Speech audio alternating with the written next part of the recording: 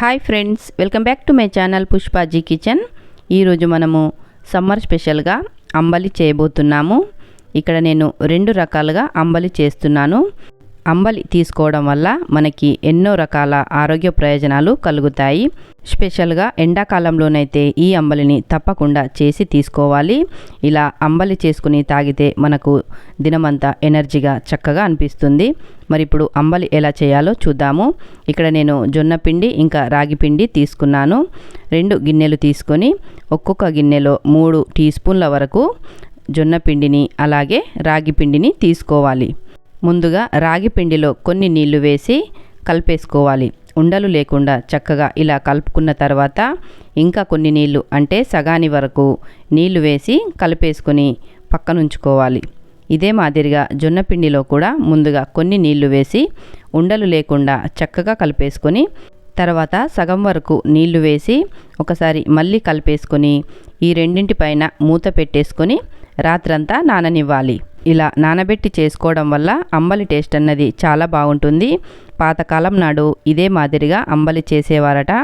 అందుకని పాత పద్ధతిలోనే నేను కూడా ఈ అంబలిని చూపిస్తున్నాను. ఇప్పుడు ఇంకో రోజు ప్రొద్దున చూద్దాము.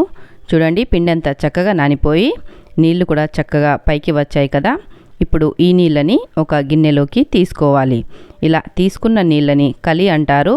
ఈ నీళ్ళని పాడేయకుండా ఫ్రిడ్జ్లో ఉంచుకొని ఇంకో రోజు కోసం మనము అంబలికి నానబెట్టుకుంటాం కదా, ఇవే నీళ్లు వేసి నానబెట్టుకోవాలి. ఇలా చేయడం వల్ల పిండి చక్కగా పులిసి మనకు అంబలి కూడా పుల్లగా టేస్టీగా ఉంటుంది.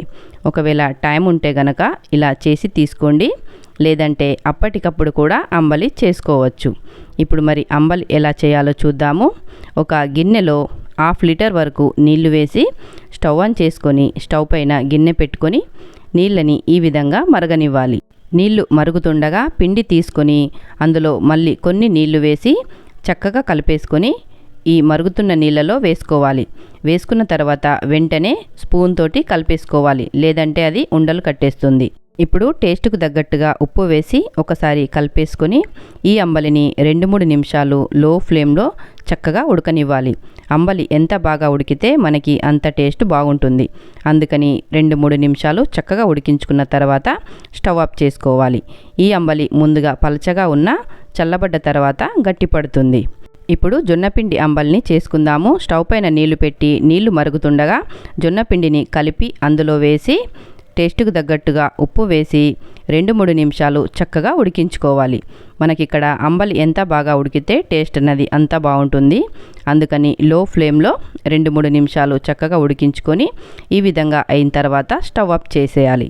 ఇలా చేసుకున్న అంబలిని పూర్తిగా చల్లారనివ్వాలి. వేడిగా ఉన్నప్పుడు తాగితే అంత బాగుండదు. అందుకని పూర్తిగా చల్లారిన తర్వాత సర్వ్ చేసుకోవాలి. ముందుగా ఒక గ్లాస్ తీసుకొని అందులో జొన్నపిండి అంబలిని వేసుకుందాము.